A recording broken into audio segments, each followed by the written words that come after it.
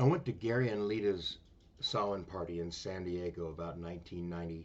I think at that time he and Merlin and I and others were involved in a coven that we had called Celestial. The party was a fairy theme, so I just wore my green Renaissance fair costume and a green suede mask that I had made. I had eaten shrooms about a half hour up the 405, and they came on about 15 minutes after I arrived. I had timed it. There were cars parked all along Texas Street, many with Ren Fair stickers. I had to park a block away. It was a new moon, and a late October breeze was blowing the stars around. It was relatively quiet out front, but as soon as I passed through the protective shield, the music was much louder. Someone was wearing five-star patchouli that I remembered from fair. There were no children at the party. Revolver was on the turntable, and as I made my way through the front door into the crowded living room, someone bumped into it, causing it to skip on Tomorrow Never Knows. I hardly knew anyone at this party. I poured myself a Coke and threaded my way through the crowd to the patio. They had about three-quarters of an acre of gardens and fountains, a couple of ponds, a hut, and water flowing everywhere. In the backyard was a troll who would ask you to solve a riddle in order to cross the bridge over the koi pond. And no matter how you answered, you would get a souvenir coin that you had to pick up out of some slime. They were serving lamb, but I passed on that.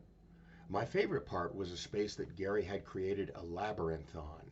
It was these pressed wooden tunnels that smelled of new wood construction. They were lined with fresh carpet that you had to get on your hands and knees and crawl through.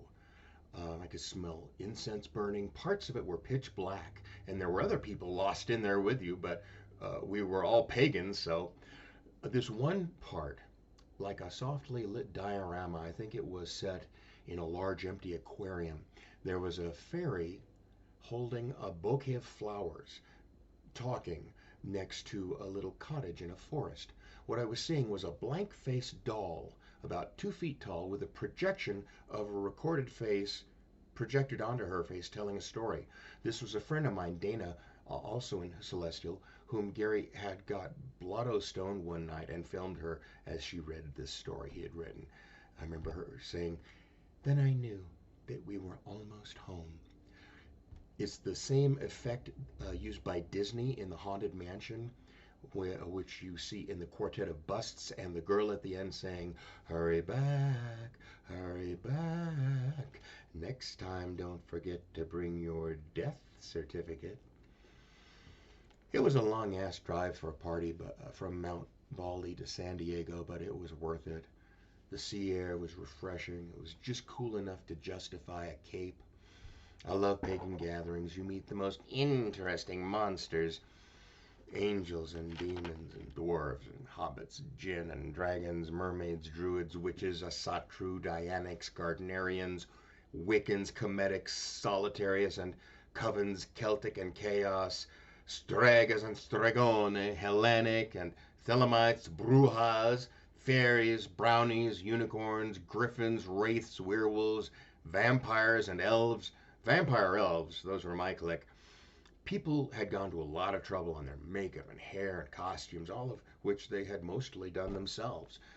Gary had constructed a makeshift stage with a mic and a karaoke machine near the central fountain where anyone who wanted could get up and perform. Um, Ganymede came as Freddie Mercury and sang Fat Bottom Girls. Odin, dressed as Snake Plissken, um, brought an oaken bucket of his home brewed mead, which was very popular. He said the honey he made it from was gathered by Melissa's own bees. Persephone was there. Ophelia, pale, her eyeliner running, with wet hair, all in black leather and lace, with Hades on a leash, dressed as Darth Vader. While Hephaestus, dressed as 70s Iron Man, was explaining his latest computer hardware to a crowd and prophesying biotech, Aphrodite, dressed as Marilyn Monroe, and Ares, dressed as Indiana Jones, were up in the loft in the hut on ecstasy. Hestia came as Martha Stewart, taking people's cloaks and coats, baking chocolate chip cookies, carving the jack-o'-lantern on the dining room table, and putting coasters under drinks. Cernunnos came dressed as the Keaton Batman. Pan, dressed as the Joker, was doing jazz improv on his syrinx. Eris came as Titania in a beautiful white town with a tiara that sparkled in the moonlight and the iridescent wings of a dragonfly. She did not cause any fights and was very courteous. Brigid came as Joan of Arc and was passing around something she called a honey vape, which she claimed was going to be huge. Anubis and Bast came as Scooby-Doo and Julie Newmar. Tracy Lords came as Sheila Nagig. After just 2 drinks, Anubis treed Bast, and Cernunnos did a couple's intervention. They sniffed butts and made up, and it was really cute. Bast got this slack-jawed butt face that looked like she had just taken a deep hit of purple haze. They're really closely related, so it is kind of weird. Artemis, dressed as Annie Lennox, had her little bevy of tomboys smoking AK-47 and Northern Lights out of this elaborate glass bong with all these chambers that looked like a chemistry experiment. Amphitrite, dressed as the Starbucks logo, certainly had a lot to say about Poseidon. Poseidon was dressed as 1960s Aquaman, and it gave the impression that someone had made him wear that. Achilles came as the Terminator. Some Titans with no costumes tried to crash, but Cernunnos, Achilles, and Odysseus made short work of that. Athena, dressed as Wonder Woman, was overheard saying, "No, you get them to fight each other first, then you attack the weakened victor before they have time to recover." Zeus showed up dressed as Laurence Olivier, which was awkward because Hera, who came as Margaret Thatcher, had a restraining order against him. Isis, dressed as Cleopatra with 2 actual live deadly asps, was bragging, "Just you wait and see. In a few years, my name will be all over the news." Dionysus, dressed as Jim Morrison, and Hermes, dressed as the 70s Flash, were here, there, and everywhere, never any one place for long, jumping into the middle of conversations with complete non sequiturs and tossing confetti and magic pixie glitter, which was received in a spectrum of ways. Quetzalcoatl, dressed as Ricky Ricardo, was there with a bottle of mezcal passing round. Hathor came as Whitney Houston. The Minotaur came dressed as a Sugar Plum Fairy. Hanuman dressed as Roddy McDowell from Planet of the Apes, and he wouldn't come down from the garage roof and just kept accurately pelting guests with walnuts. Jesus had been surfing that morning in Santa Cruz, and his Dodge van overheated and broke down near Bakersfield, and he never made it at all. But we all remembered him with a toast to absent friends. Thoth, dressed as Einstein, was showing off some kind of prototype. He said, "It will be your phone, camera, calendar, internet connection, voice recorder, video recorder, music playlist, movies, translator, maps, compass, watch, tracking device." Heimdall, dressed as the beat-up Rocky Balboa, went around yelling, "Adrian!" and giving out these little light-up Bifrost Bridge Norse pride pins. After a while, he relieved the troll guarding the bridge, but didn't ask any riddles. He demanded either a sip of your drink or boobs flashed across. There were some complaints, and Odin got Heimdall to help Hestia in the kitchen, leaving the bridge over the koi pond free for all to pass. Apollo came as the Christopher Reeve Superman with his own soundtrack on a ghetto blaster.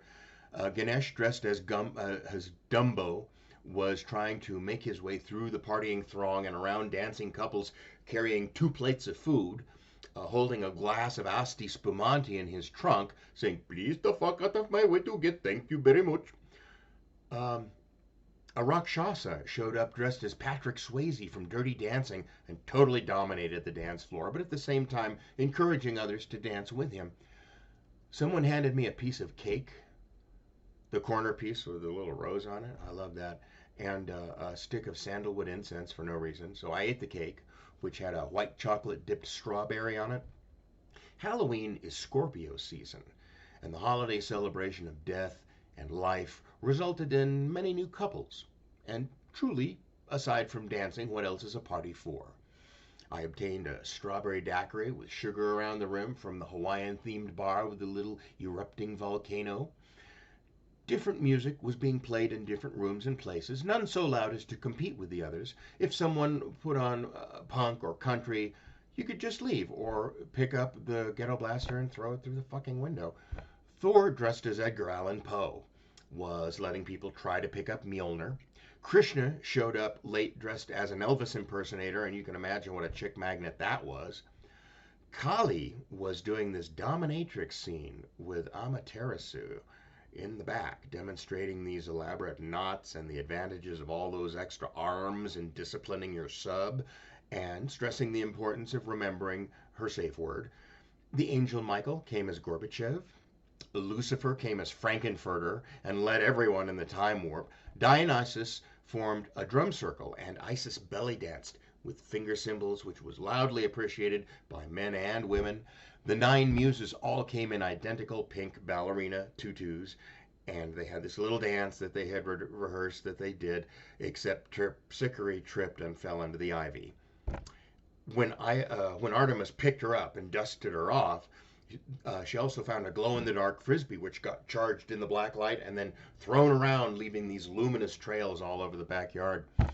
Odysseus, dressed, as he said, as a common man of no importance, produced a quarter of lamb's breath and this meter-tall hookah with 4 mouthpieces.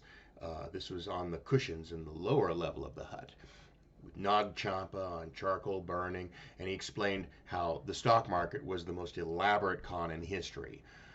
Well, just as he was making his point, this moaning came from the loft, and a bullwhip fell into the center of the circle.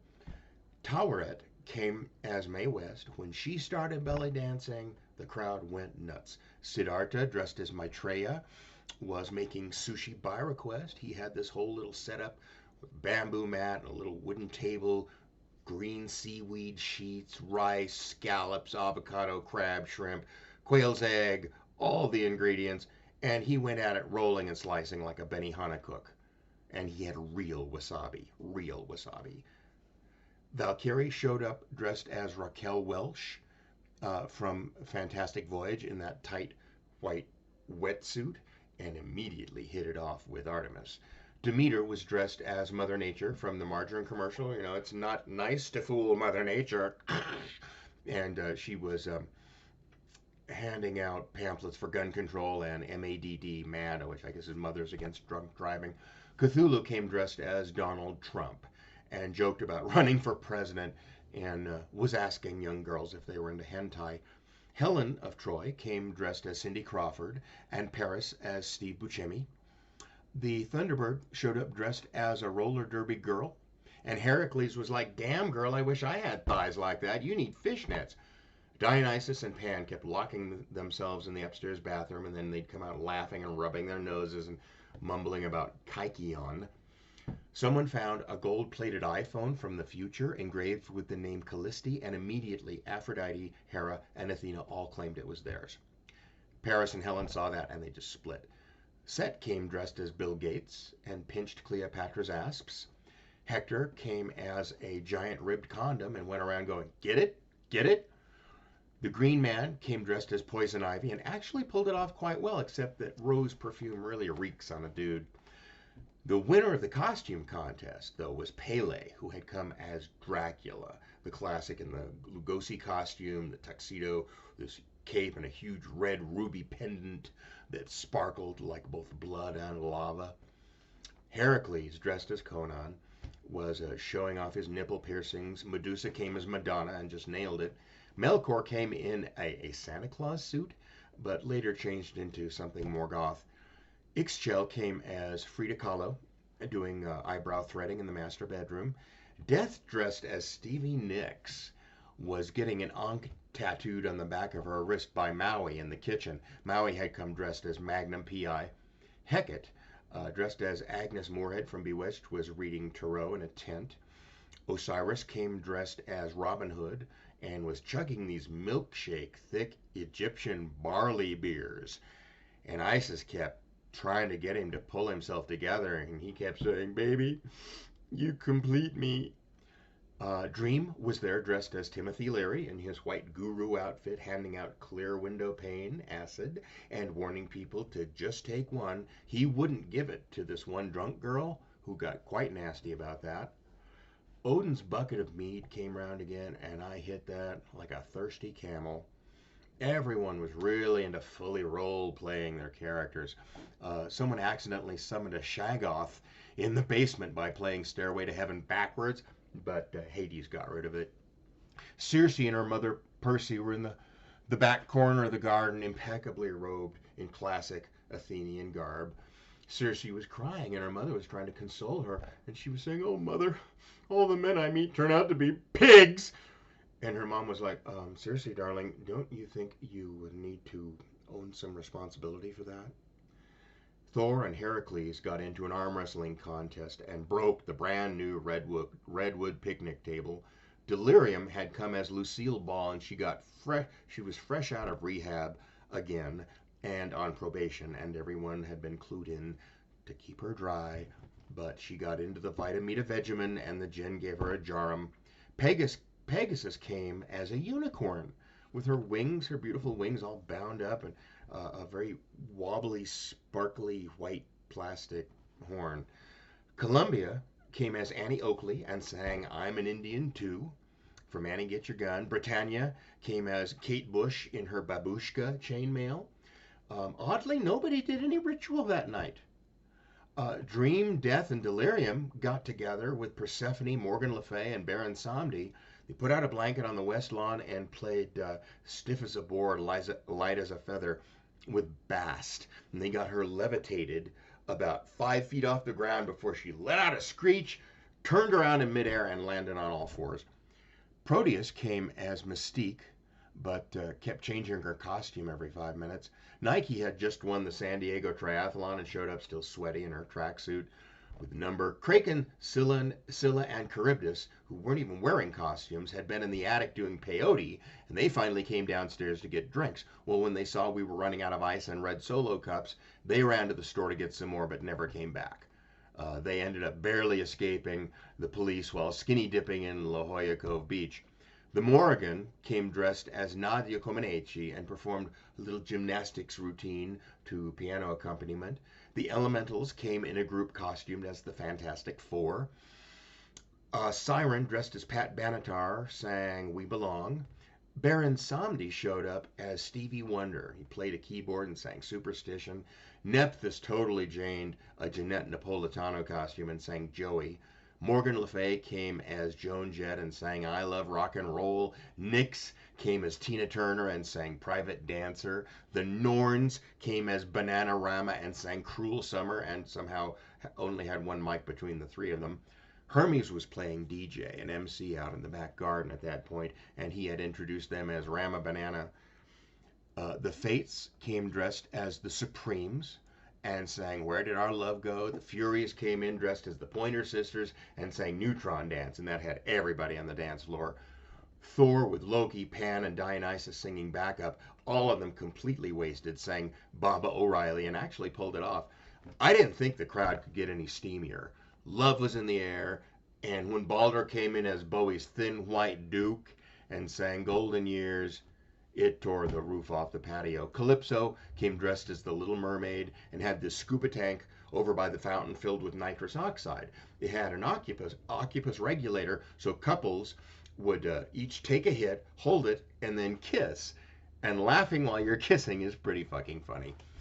Dream wandered over and traded Calypso a hit of window pane for a hit off the tank. He took a deep hit and it got real quiet. And as he held it, he transformed into a lightning bolt, a Dorge, an opalescent sphere, and finally a star before morphing back into Leary. "Nice," he said, handing her the regulator. Calypso took a huge hit and then stripped out of her costume to Under the Sea. First, the scallop shells came off, releasing these DD boobs out of nowhere with strawberry lip gloss on the nipples, breasting a lofty surge. Then she shed her tail, which involved some awkward hopping and jumping naked into the fountain. Then Eros came in as Prince, singing "Scandalous." The crowd was already highly charged, and he sent everyone just over the edge. Couples started to make out on the dance floor.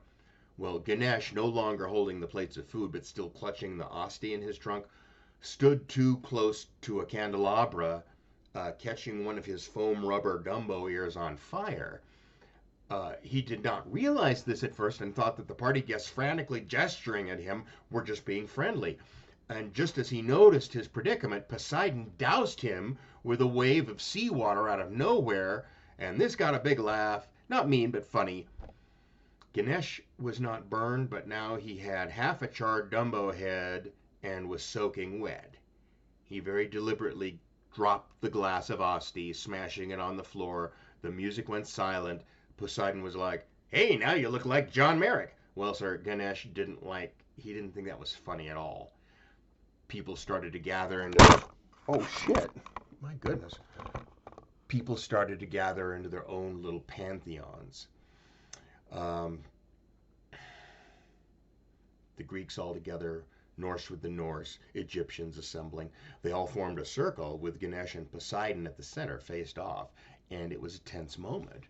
And then Kali roughly shoved her way in between them. She had a cat of nine tails in one hand, a bottle of Astroglide in another, Excalibur in another, and Mjolnir in the last one.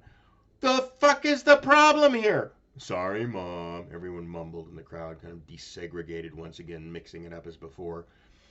The music came back on. Anatar was dressed as an elf of Eregion and must have given away about 19 really nice rings he had made.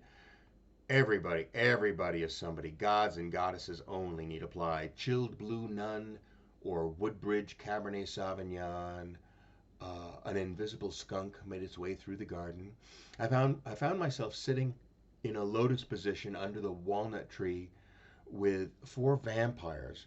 The vampires all kind of looked at one another. Well, I digress. Let me back up a bit. Yeah, there were these four vampires and a werewolf dressed as Wolfman Jack, all of them nursing glasses of Merlot. And he said, "Look, I don't want to sound racist or whatever, but why are there no mummies or zombies here?" And the vampires all kind of looked at one another and rolled their eyes. And Vlad said, "You wouldn't believe how much shit we get for coming to these parties. They call us posers. They say we are indoctrinated into the propaganda of the bionormative human beauty culture because we don't embrace decay and corruption. Also, there's the smell. I know we are all undead, but damn it, vampires have a very sensitive sense of smell. It's how we hunt. It's common knowledge that Bella here will only drink from ladies on their menses." "Well, that's true," said Bella. "It's just a headier bouquet. There are at least 20 such ladies here tonight." He sighed, his nostrils flaring appreciatively. Vlad continued, "Mummies are just a little musty, but damn, have you ever smelled a zombie on a hot summer night? Personally, even if I'm just going out for a bite, I still like to dress up. I have my hair nice, and maybe a little Drakkar Noir." Bella piped in with, "Oh yes, I mean, I don't always wear a tuxedo, but nice, you know. I want my victims to have the best experience they can. Just a spritz of obsession." "Absolutely," interjected Match. "And if I'm going to embrace them, I want it to be special. I like a little cool water behind my points. I put a drop of Banaka on my tongue right before I bite. I call it the Banaka Blast." Lady Bathory, dressed as Cinderella in a lovely off-the-shoulder Christian Dior chiffon number that showed off her alabaster décolletage, said, "Poison is my poison." "So none of you seem to be snacking tonight on the wagon?" I asked. "No," said Erzbet. "Gary and Lita asked us to do stealth security tonight. They know we won't be high. We can see in the dark and smell everything, and we would never even consider preying on their guests." Sekhmet walked by redolent of Fabergé, dressed as a Farrah Fawcett Majors on her way to intercept the Rakshasa. There was a secluded little pond with a little waterfall and little boats with candles, with cards on which to write the names of loved ones who had crossed the Rainbow Bridge in the previous year. Then you lit the candle, set the card on the boat like a sail, and set it adrift on the pond. As the night went on, there came to be a whole fleet of boats on that pond, and in the dark they shone like stars in a moonless sky. At one point, several of these boats floated together in a little armada and set each other on fire, so I respectfully extinguished the fires and tried to restore each boat as best I could, but some of the sails were badly charred and wet. I found Lita and told her what had happened. As the dawn approached, this golden sarcophagus was carried into the center of the yard by four guys in full ancient Egyptian priest garb. They set it down upright against the fountain, It's the actual sarcophagus of King Tutankhamun. I have no idea how they got it. Out comes Ra, dressed as Tut, and sings "I put a spell on you," which everyone but the vampires loved.